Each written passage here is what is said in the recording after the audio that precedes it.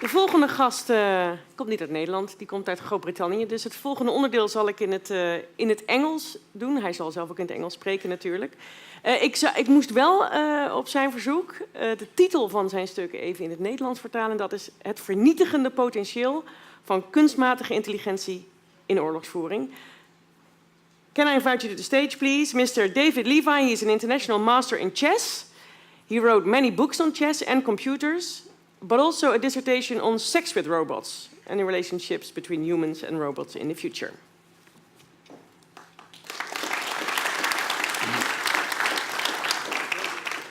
Thank you. After artificial intelligence was conceived as a science in its own right in the mid-1950s, progress in the field was at first rather slow, advancing in fits and starts. But as computer processing systems increased dramatically in speed, and as the cost of massive computer memory plummeted, AI researchers found it possible to develop software algorithms and techniques for solving a wide range of problems. One of my own areas of specialization, computer chess, is the most widely studied domain in the history of AI. When I first researched the subject in 1968, chess programs were based on a few crude rules of thumb taught to beginner chess players, such as the relative values of the different chess pieces. For example, a bishop is worth 3 pawns, a queen is worth 9 pawns, and so on. Those crude bits of chess knowledge, when combined with a software algorithm which allows a computer program to look ahead just a few moves in a game, enabled the programs of the day to play chess at the level of a weak amateur. In the period between the late 1960s and the late 1980s, much more chess knowledge was incorporated in the strongest programs, while increased processing power and memory availability enabled programs to look further ahead.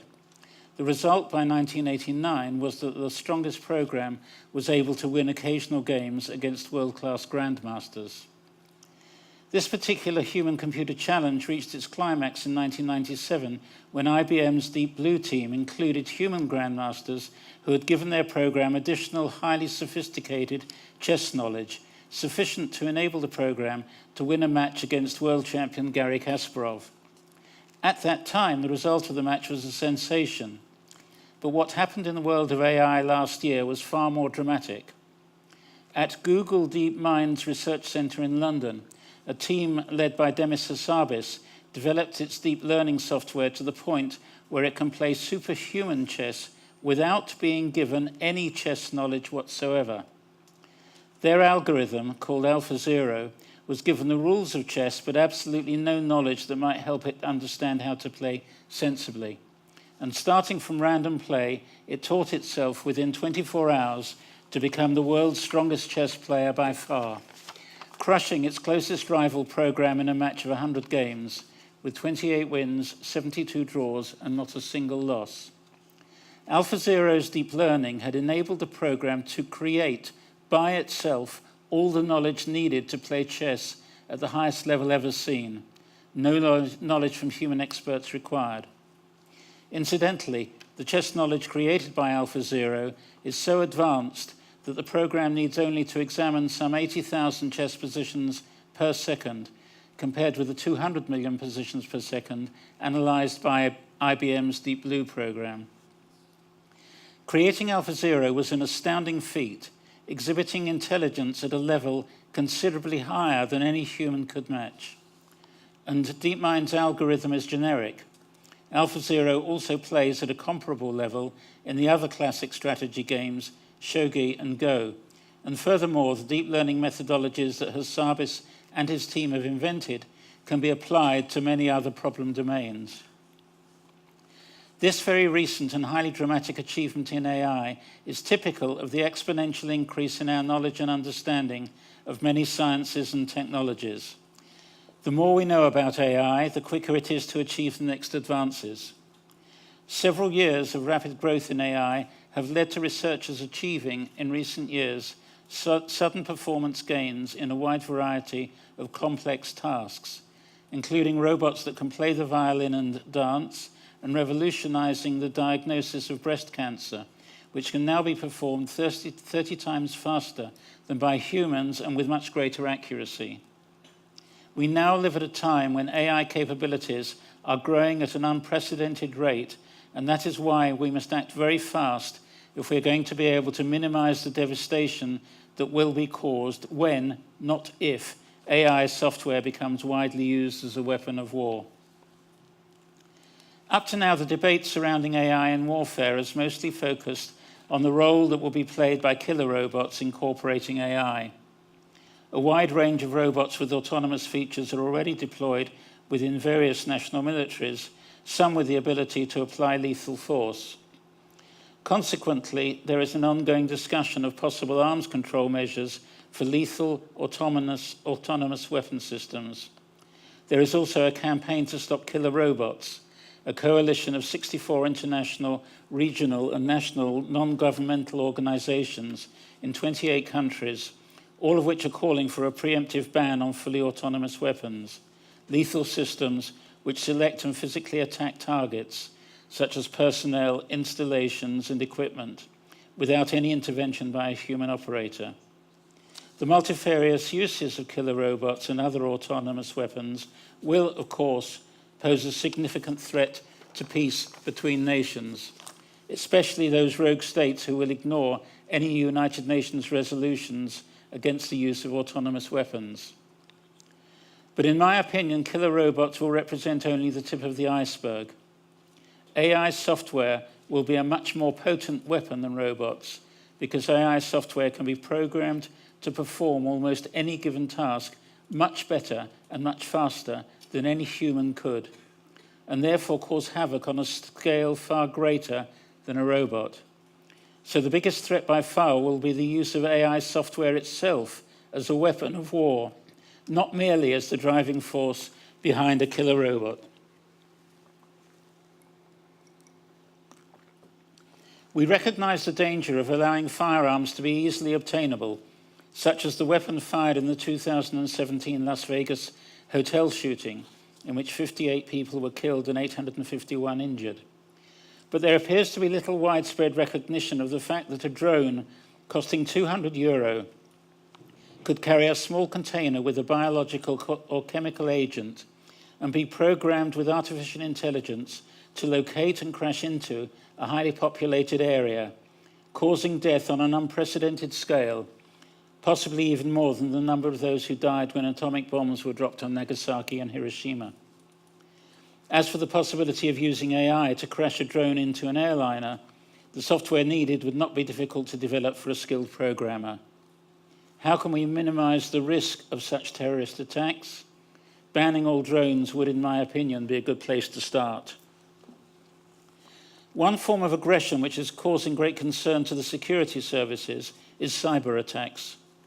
There have already been a number of examples of serious cyber attacks demonstrating that AI itself would be a potent weapon of war if employed to automate cyber attacks of various types. General Sir Chris Deverill, the commander of the UK's Joint Forces Command, which includes military intelligence, recently admitted that Russia has the ability to cripple the UK with cyber attacks of various forms, including the targeting of air traffic control systems, power, and even air conditioning systems. Such threats are included in a report published this February, written by 26 authors from 14 institutions, including Oxford and Cambridge universities, entitled The Malicious Use of Artificial Intelligence, Forecasting, Prevention and Mitigation.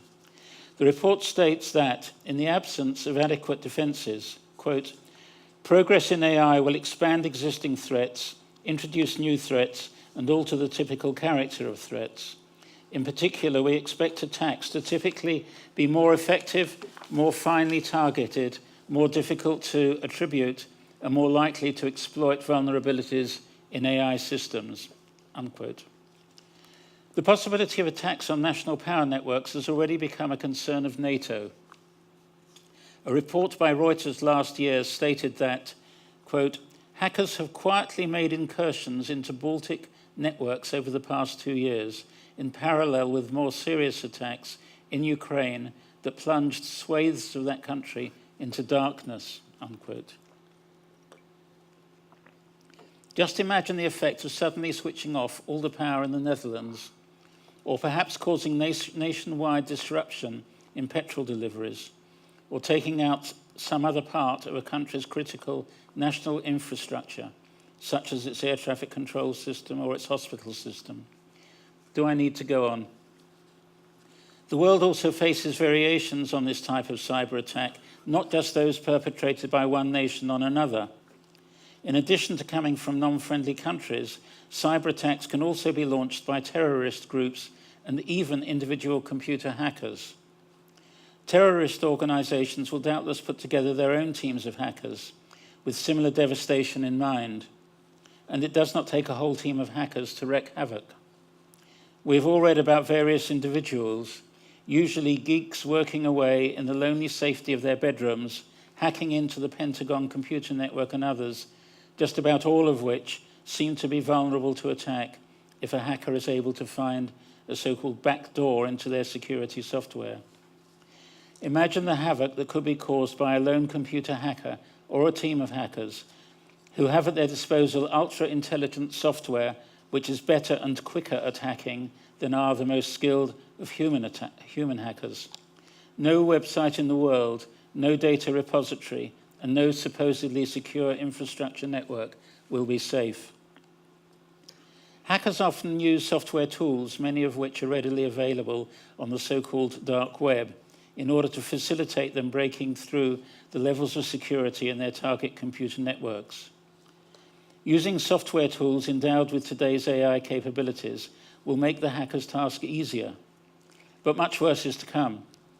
Just as Google DeepMind's software AlphaZero was able to create the knowledge it needed to play superhuman chess, so it will become possible for equally skilled teams to develop deep learning software that can create by itself all the knowledge needed to become a superhuman hacker, allowing it to work out for itself how to search for those critical backdoors that provide a way into an infrastructure software security system.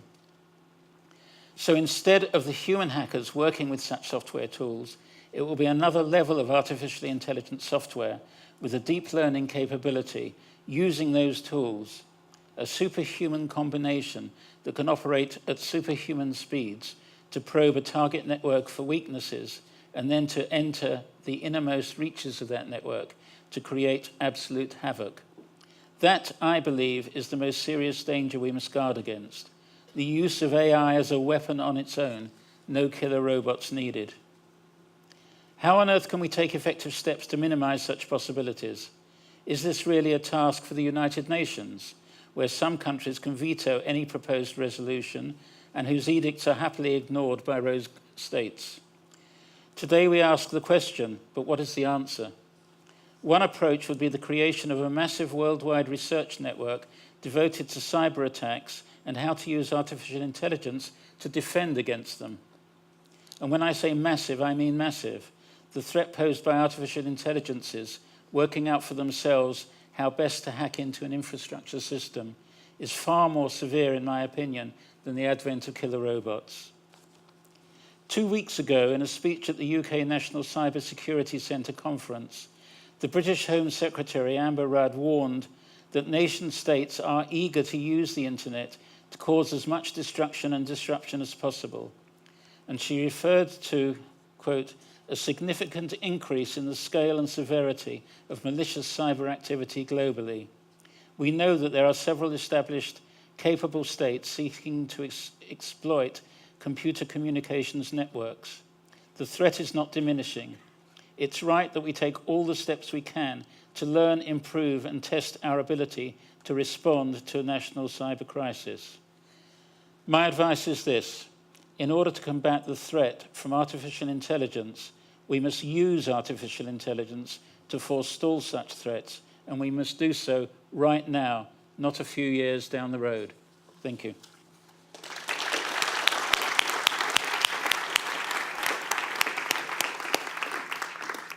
Any questions from the audience? Shall I start? Did I hear you say ban drones? Yes. I think drones are a huge threat, because they're so inexpensive and they can wreak such havoc. The dangers of chemical and biological warfare are well known. Why has society been so blinkered in this area? I can't understand it. Terrorists are looking all the time for new ways to destroy and destroy our civilization. It can't be very much longer before the first disaster occurs. Do we have to should we be sitting back waiting for a disaster to happen? Should we wait for the first terrorist drone to bring down an airliner with 400 people on it and then say, oh my goodness, what do we do now? No, we should be looking now at what are the dangers, what are the risks, how do we stop it? I don't see any way of stopping it other than making... Isn't it too late? It wouldn't be too late if governments brought in laws to make it illegal for anyone to operate a drone other than the military. Exactly, that was my next question. So who is able to use them then in the future? The military? Well, the military in every country is allowed to use any weapon that they can design or acquire or buy in the pursuit of defense of their country and in order to be able to wage war against their country's enemies should it come to that. But civilians should not, in my opinion. I think it's a disaster waiting to happen, and we're not going to have to wait very long. Now, you said the development of AI is now happening at an unprecedented speed. Can you keep up? This is your field. No, I can't keep up. I mean, I like to think that I'm one of the world's leading experts in the field of computer games. I've been in the field for 50 years. And I predicted very publicly that the game of Go would not be solved to the level of a human world champion until about the year 2035. And I've gone on record saying that. And my forecasts in the past in that field have been very accurate. But I was way out, and suddenly Demis Hassabis and the Google DeepMind team in London, they produced a version of their alpha program, which first of all, it beat one Korean player, and then it beat the human world champion. It didn't just beat them, it destroyed them. It played such advanced game, and this is the most difficult game in the world. It's far more difficult than chess. Their software played such an advanced game that even world-level players couldn't understand what it was doing some of the time. So if you cannot keep up, and you're an expert in the field, how do we all keep up? How do governments keep up? I think governments should hire expert computer hackers and other AI experts to devise AI technologies that can see attacks coming, predict where they can come, search for weaknesses in their own infrastructures, and above all, prevent attacks from other countries, from rogue states, and from terrorists. That's what you meant by your conclusion. We have to use AI to control AI. The simple truth is that in many tasks, AI is already better than the best humans, and the number of such tasks will increase. Within 20 years, medical diagnosis will all be done by computer because they will do it more accurately. There are already operations in hospitals being carried out by robots. It's only a matter of time before computer systems, robots, and AI will surpass human levels of achievement, and we will turn to them for help in just about every area. So it's logical that we should turn to them for help in this area as well. Yeah, and in that sense, it will be ethical to do so too. It will be ethical to do so. I think it's ethical to do anything to protect your country and your people. If you're the leader of a country, that's your first obligation, surely. Yes, there's a question in the back of the room. Hi, thank you very much. A recent terror tactic has been to mow cars into civilian areas. And I think there are many other common day objects that you could use for terror. What do you think about self-driving cars and this kind of technological trajectory that we're on to automate more and more in the civilian sphere, which could all be hacked? That, of course, is a great danger as well. Eventually, I think that self-driving cars will all be monitored by some kind of automated system by government. So I can envisage a government network monitoring the movement of all self-driving cars and then possibly even all cars to see danger as it's coming and to put a stop to it. How? Disabling the car. I mean, 50 years down the road, I expect governments to be able to disable just about any motor vehicle. The Americans also suggested disabling aircraft when they thought they were attacking building. Oh, sorry. The Americans also envisioned disabling aircraft when they were used in terror attacks. I'm not happy with that, because if somebody finds that kill switch, and some hacker will, he can kill far more aircraft than any aircraft system can. Yes, I mean, this is one of the reasons why I think an AI system is needed to outsmart the hackers. No, but my point being that any central command control could be hacked. I rather would have an autonomous system that is well, offline with its own autonomous kill switch.